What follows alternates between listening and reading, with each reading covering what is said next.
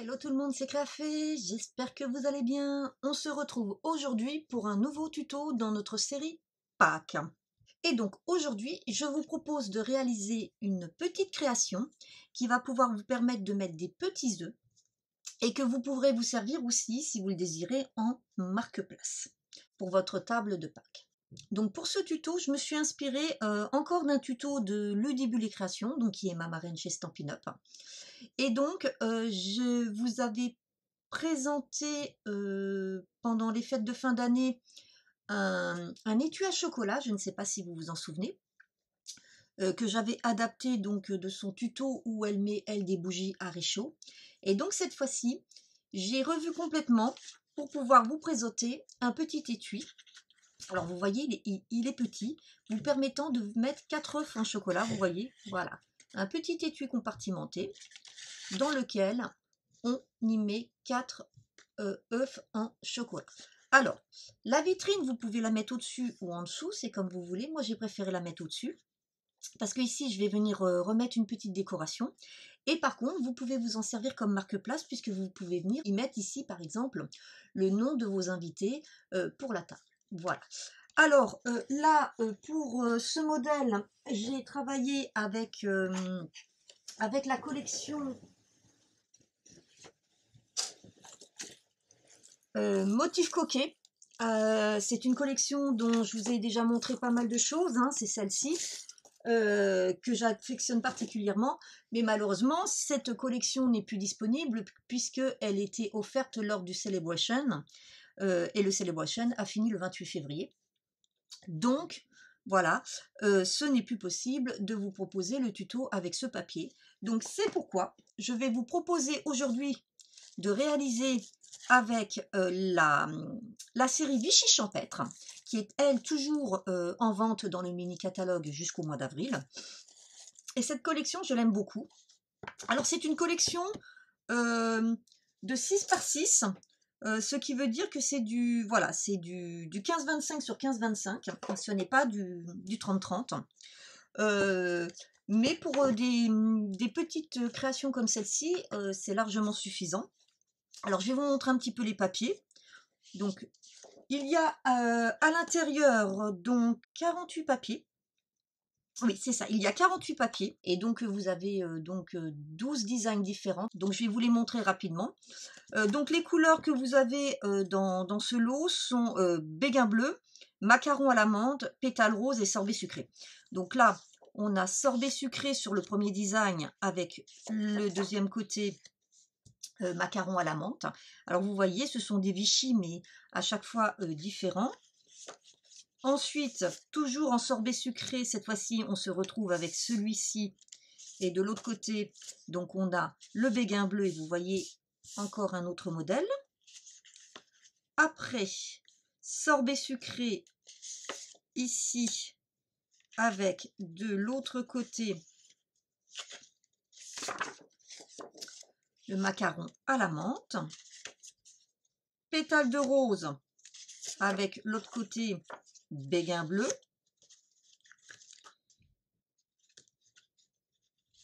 ensuite on a de nouveau pétale de rose, le petit là, avec de l'autre côté le béguin bleu, non, je me suis trompée, avec, voilà, le macaron à la menthe, et enfin le dernier qui est le sorbet, le pétale de rose, avec de l'autre côté le béguin bleu. Donc en fait vous avez 1, 2, 3, 4, 5, 6, 7, 8, 9, 10, 11, 12. Donc vous avez 12 designs différents, et pour chaque design vous voyez 1, 2, 3, vous avez même... donc voilà, et donc vous avez pour chaque page 1, 2, 3, 4, 5, 6, 7, vous avez 8 feuilles par page. Voilà. Donc voilà. Donc aujourd'hui, on va travailler avec cette collection, donc qui est, elle, toujours au catalogue. Donc comme d'habitude, je vous mets dans la barre d'infos toujours pareil, la liste des courses que j'ai utilisées avec les références pour pouvoir, si vous désirez les acquérir, les obtenir via ma boutique. Alors, ce que je vais aussi utiliser comme produit Stampin' Up pour réaliser donc cette création, je vais aussi utiliser, vous savez, cette perforatrice que j'affectionne particulièrement, et surtout pour faire les coins là à gauche et à droite. Et enfin, le dernier élément que je vais utiliser, qui lui est toujours aussi en catalogue, dans le mini-catalogue jusqu'au mois d'avril, donc c'est la collection Lapin de Pâques, que je vais coordonner avec sa perforatrice. Voilà. Donc ça, c'est tous les produits Stampin' Up que je vais utiliser. Et je vais aussi utiliser mon encre grenouille guillerette. Celle-ci, je l'adore. J'aime beaucoup ce vert.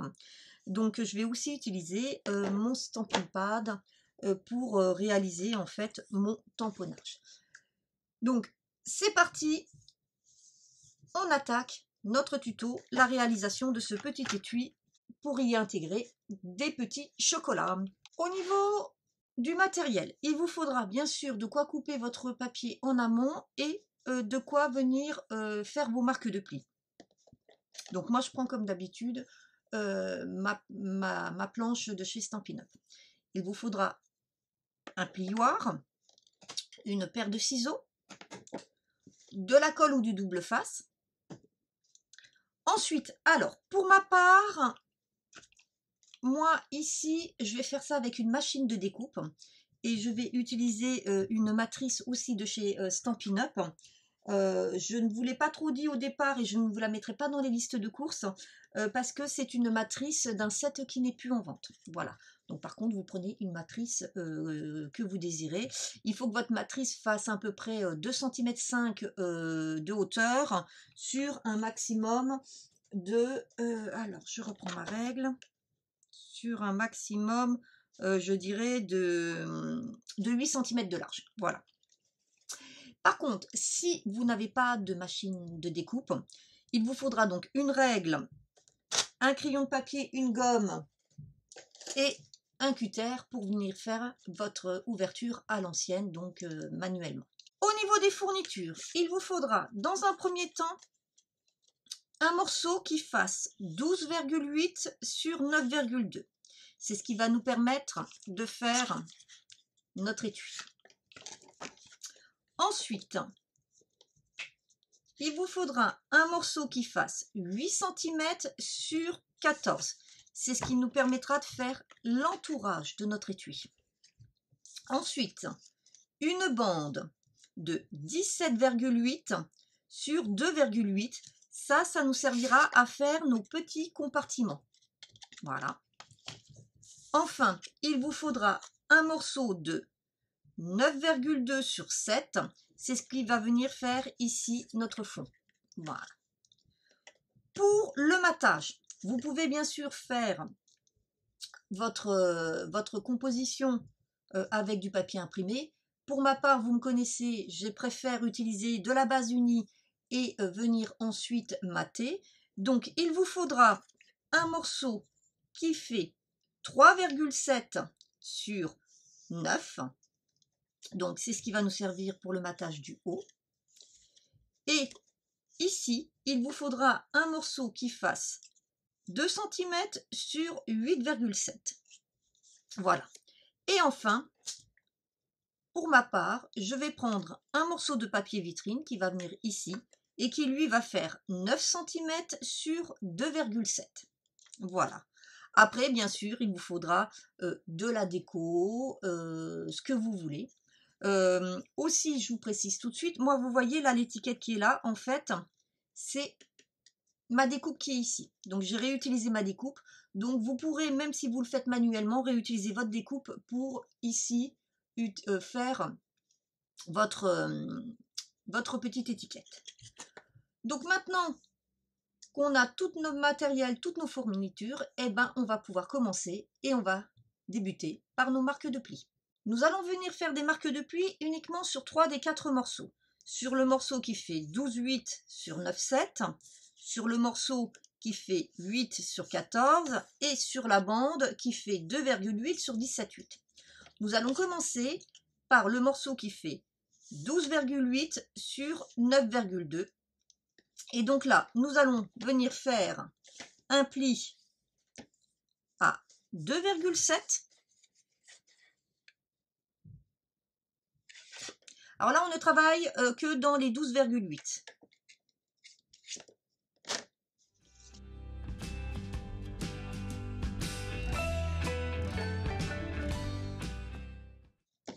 Voilà. Et comme d'habitude, je me suis encore trompée là, donc je vais venir scotcher après. J'adore cette planche, mais il faut vraiment que j'apprenne à oublier celui-ci quand je fais mes marques de pli. Ensuite, sur le 8 sur 14, nous allons venir faire un pli à 2,5 cm sur les 4 côtés.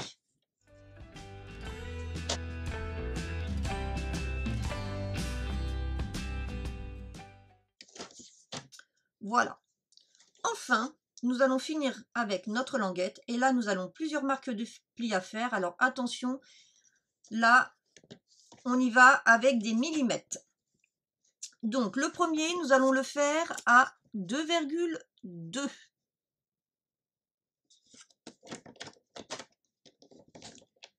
Le second à 3,7.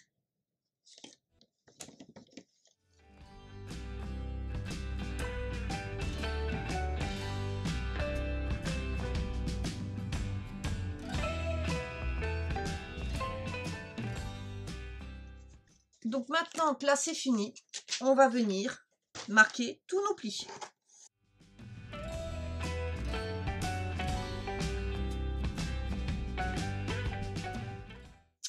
Donc maintenant, on va attaquer nos coupes. Et à ce niveau, on n'en a pas énormément. La première va consister ici, sur notre petite bande, à venir biaiser un tout petit peu à gauche et à droite.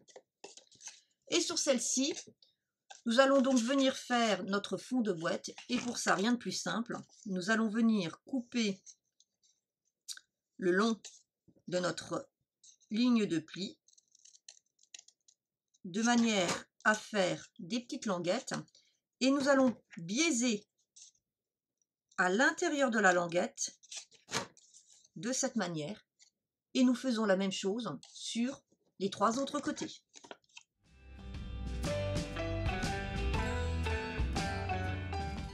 Maintenant que c'est fait, je vais venir procéder au montage de ma boîte, enfin de mon socle de boîte. Et là, rien de plus simple, hein, si vous êtes adepte au scrap. Il suffit de venir mettre de la colle sur les 2 languettes et de rabattre.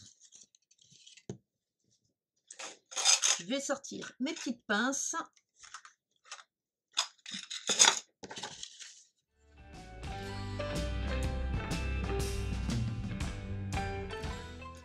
Voilà. Et en attendant, on va venir s'occuper de la petite séparation.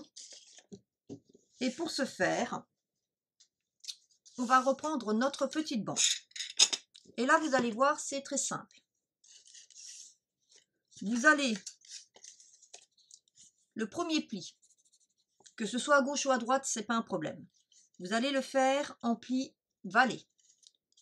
Le second va être en pli montagne. Ensuite, vous allez refaire un pli vallée, un pli montagne, un pli vallée, un pli montagne. Vous allez obtenir en fait ceci, vous voyez, tout simplement. Et ce qu'on va venir faire, en fait, vous allez réunir ensemble les 2 petites languettes que vous avez à chaque fois, puisque ici, vous avez les mêmes dimensions. Et ce qu'on va faire, c'est qu'on va venir les coller ensemble pour être certain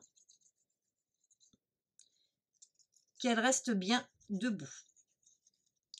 Et là, comme tout à l'heure, je vais utiliser mes petites pinces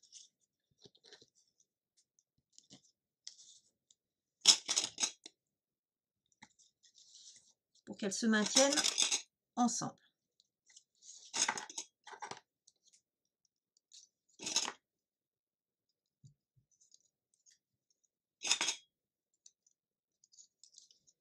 Et je vais laisser sécher tranquillement. Maintenant que ce côté est bien sec, je vais venir mettre le second côté. Et comme tout à l'heure, pendant que ça sèche, je vais venir procéder à une étape sur un autre de mes éléments. Donc maintenant, on va venir faire notre ouverture. Alors, votre ouverture, vous allez venir la faire sur la première face, juste après la languette. Pourquoi? Parce que, alors, c'est si vous la voulez en haut.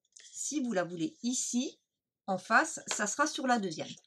Alors, moi, je la fais ici parce que ici, on a en fait une largeur qui est plus importante que ici. Ici, notre largeur, elle n'est que de 2,50 à peu près, même pas 2,7, alors qu'ici, je suis à un peu plus de 3 cm.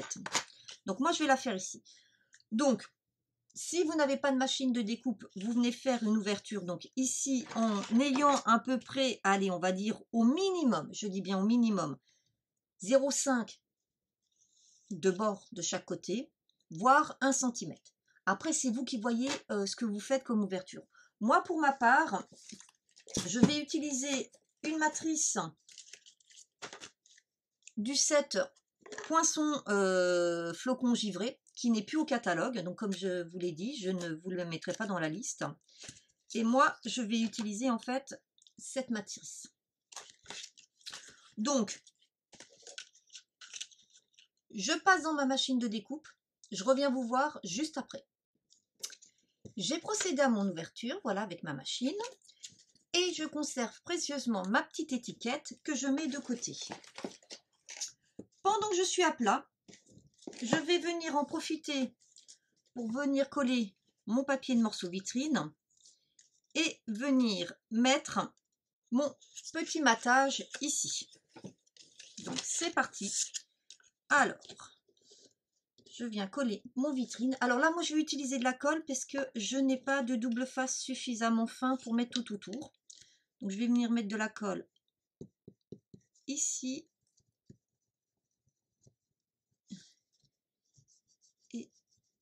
Mais vraiment un fin film. Voilà. Et je n'ai plus qu'après qu'à venir déposer mon morceau de papier vitrine.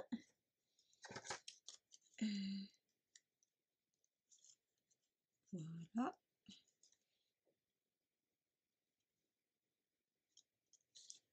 Voilà. Et je vais bien appuyer pour qu'il adhère. Voilà. En même temps, comme je l'ai dit, je vais venir ici mettre de la colle et coller mon petit papier.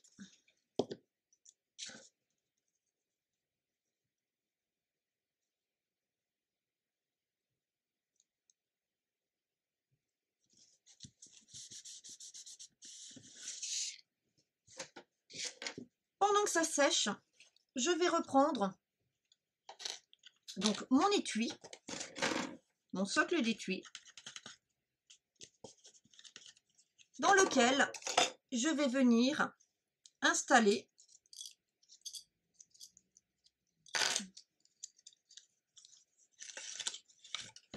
ma petite séparation. Voilà. Alors, je vais faire en sorte. Voilà. Et là, on va venir derrière mettre un petit point de colle, juste un petit point. C'est juste pour le maintenir au fond de notre casier. Et on appuie pour qu'il adhère. Hop. Voilà.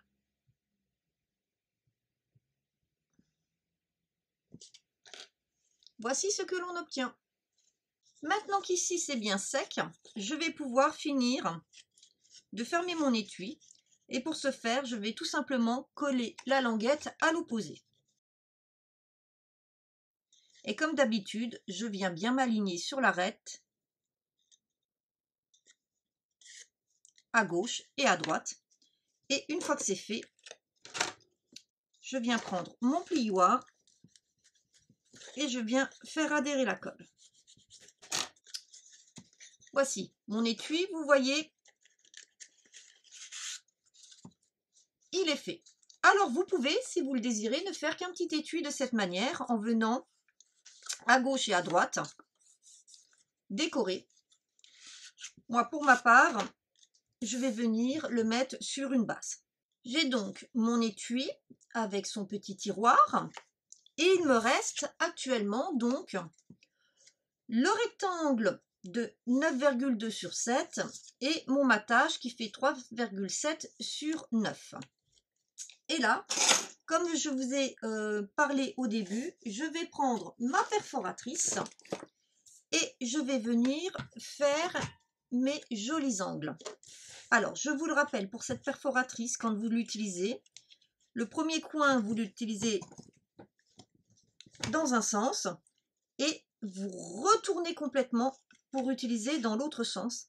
Sinon, vous n'aurez pas un effet miroir, un effet opposé. Voilà. Et je fais exactement la même chose sur mon papier. Maintenant que c'est fait, je vais venir coller mon papier à ce niveau et il ne me restera plus qu'ensuite à venir coller ma base et à décorer.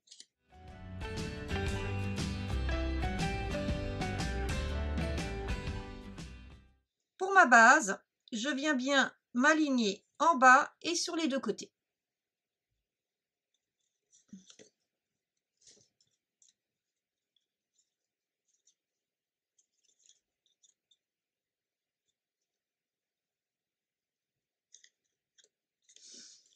Voici donc mon résultat. Je vais y rentrer mon petit étui. Voilà. Il me reste à finir ma décoration finale, ce que je vais faire comme d'habitude hors caméra. Et je vous montre ensuite le résultat. Voici mon résultat.